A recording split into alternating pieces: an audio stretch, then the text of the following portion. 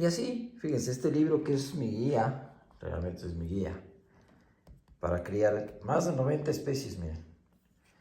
Más de 90 especies. Este libro fue editado en 2007.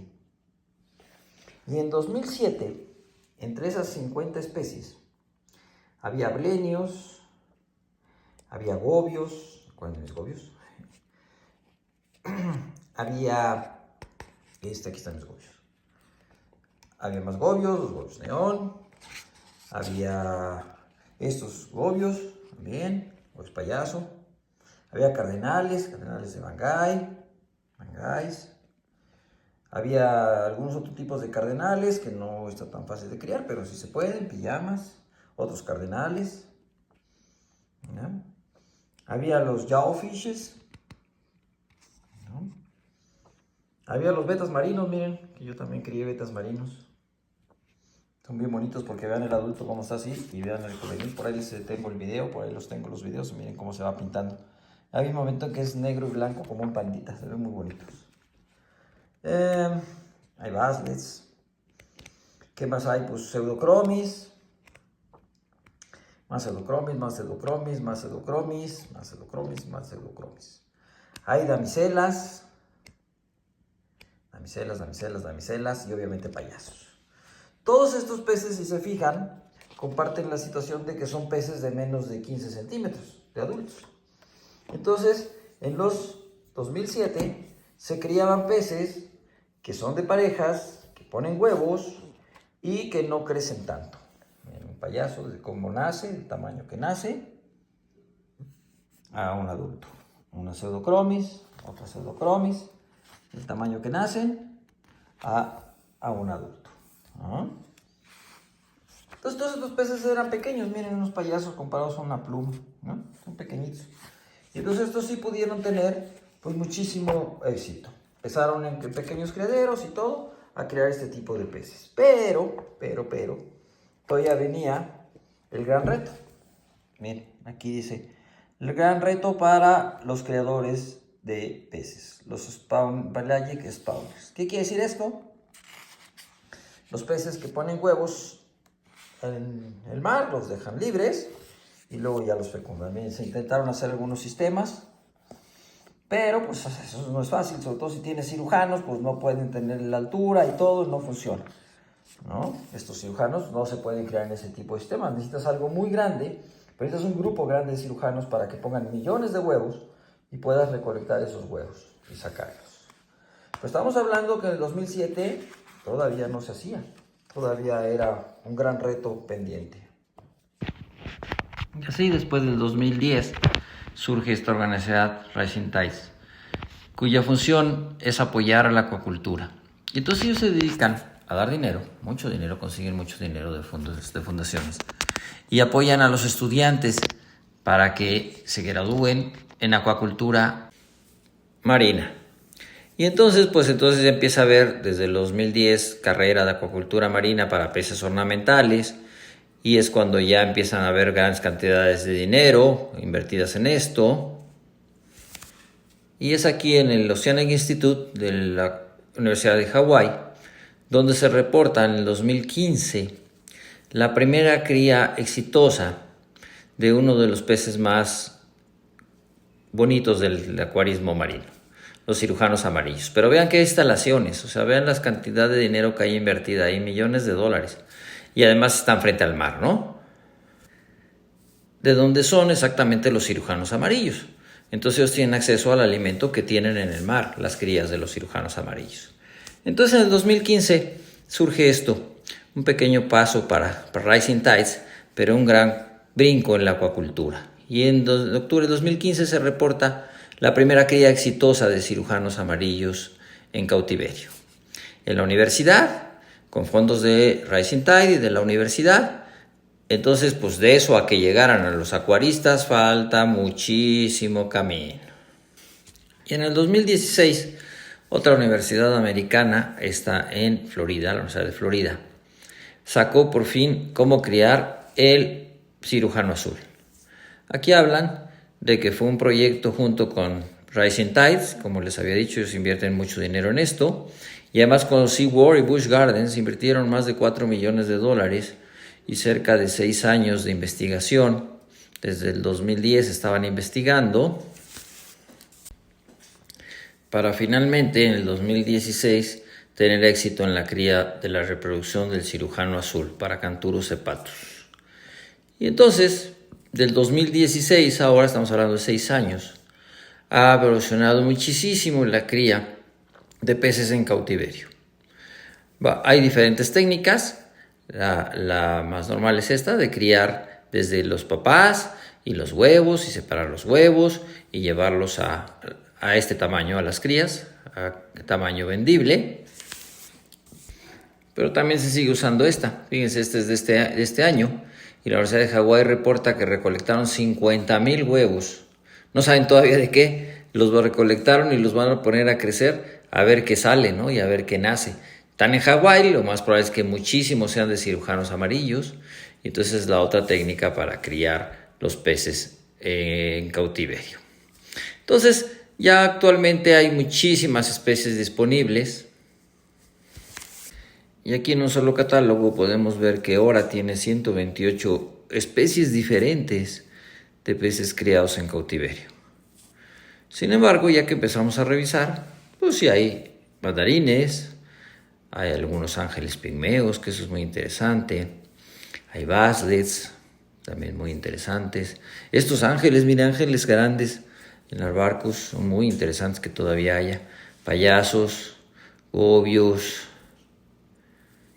Pero ya cuando empezamos a llegar a los cirujanos ya están agotados. Todos estos están agotados. Cirujanos púrpura, miren, pues es muy parecido al amarillo. Ballestas payaso, agotadas. Payasos también, pero también otros ángeles agotados. Estas últimas listas no eran de Ora, sino de Biota, que también es otro de los grandes creadores a nivel mundial. Ellos están localizados aquí, ahí en esas islas. Y esas son algunas instalaciones. El problema es de los criados en cautiverio es que la demanda son de millones de peces y nadie puede producir millones de peces todavía. Entonces fácilmente se agotan los criados en cautiverio y todavía no tenemos una disponibilidad iguales a las de agua dulce, que pues, hay millones y millones y millones de peces que se crían diario. En agua salada todavía no funciona. Y en fin, después de todo este rollo que les he echado, ya me cansé, pero este es parte de lo que estamos haciendo. La pregunta del título es: ¿puedo tener un acuario marino criado totalmente en cautiverio? La respuesta es sí. La respuesta es sí. Esto que tenemos aquí es un acuario marino criado en cautiverio. ¿Qué tenemos? Payasos, como vieron, sin mayor problema. Tenemos un cirujano azul, que este es tan raíz, pero probablemente lo hayan sacado desde muy chiquitito, desde el huevo. Y entonces toda la vida ha visto a los humanos como su fuente de alimento y los acuarios como su lugar de vida, ¿no? Aunque sí los cirujanos necesitan mucho más espacio para nadar, cuando crezca lo vamos a sacar a un acuario más grande, no necesitan lo mismo que necesitarían en el mar. Los que son capturados del mar, que vienen, imagínense, en el mar le da 2 aletazos y ya avanzó 200 metros. Un ratito y está 1 kilómetro más allá. No va a haber forma que le demos un acuario de ese tamaño. Pero estos que nacieron y están criados en acuarios, pues saben que los espacios pueden ser más pequeños. Y los corales. Los corales, hace muchos años, o en otra época, los corales eran capturados. Obviamente todo era capturado. Pero imagínense un coral en el mar, lo estable que es el mar y lo estable que necesita que esté todas las condiciones en su acuario. Entonces, los corales en el mar pues necesitan una estabilidad súper importante. Entonces, cualquier pequeña variación se mueren. ¿Qué pasa cuando los importamos? ¿O qué pasa cuando los importamos? Pues vienen en bolsas, o sea, no hay forma de traerlos de otra forma. Entonces, simplemente la variación de las bolsas ya llegaban bien dañados. Yo tengo corales de hace muchos años y era bien difícil tener corales antes, la verdad. Ahora es bastante fácil tener corales. Y no es porque se haya mejorado el equipo. Si se fijan, esto no tiene equipo. Entonces, lo que se ha mejorado es que los corales ya son criados en cautiverio. Y al ser criados en cautiverio, pues aguantan muchos cambios, ¿no? Primero aguantan muchos cambios y segunda se ahorran las broncas del transporte. Imagínense sacar un coral, pues si quieren, de Indonesia, ponerlo en una bolsa, en una piedra y mandarlo a México. pues se va a venir sangoloteando, se va a romper, se va a maltratar, la bolsa le va a subir el amonio, se le va a modificar la densidad, va a haber menos oxígeno, se van a pasar mil cosas. Entonces llegas y hay mucha chance de que se muera.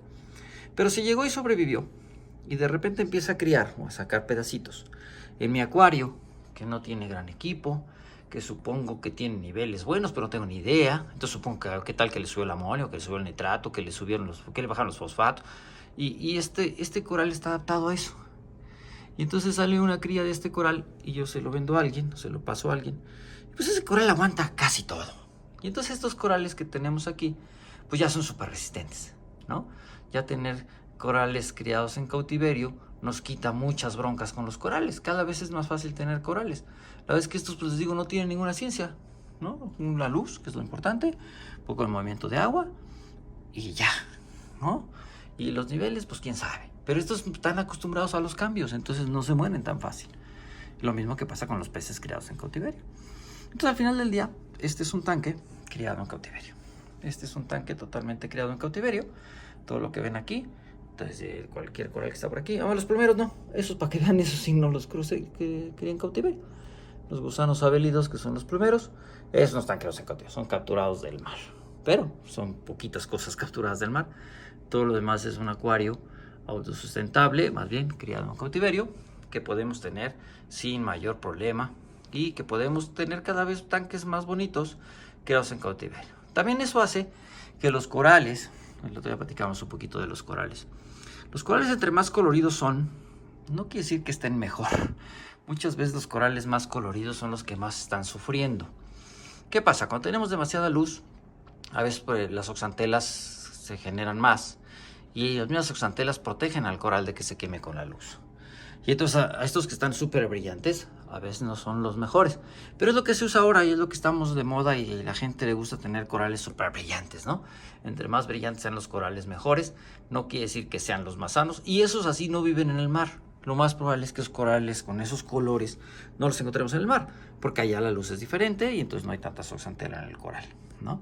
Pero entonces ahora pues con esto también podemos tener muchas coloraciones, igual que las de los payasos, muchos cambios de coloración, y entonces ya tienes un coral mucho más brillante, tiene su descendencia, o lo cortas o haces lo que sea, y ya tienes a alguien que le surtes un coral mucho más brillante. Y él a lo mejor lo pone con más luz y se pone todavía más brillante, y entonces todavía su descendencia es más brillante.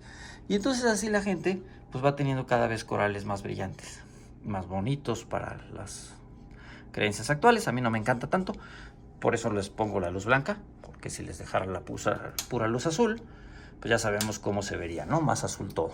Pero a mí no me encantan los azules, porque los peces no se ven tan bonitos. Y sí, los corales brillan un chorro. O sea, los ves y parece que les prendieron un foco. Pero bueno, a mí no me gustan. A mucha gente así es como le gustan los corales, ¿no? Que brillen y que se vean los arrecifes súper brillantes. Bueno, eso ya es gusto de cada quien. Pero los corales en general están bien. Esos o estos con más luz o con menos luz. En fin, esto es lo que podemos hacer para tener un acuario marino criado en cautiverio. Si les gustó, denle click a la campanita, suscríbanse al canal. Nos vemos en un video más de Efraín Villegas, marinos, discos, ángeles y más.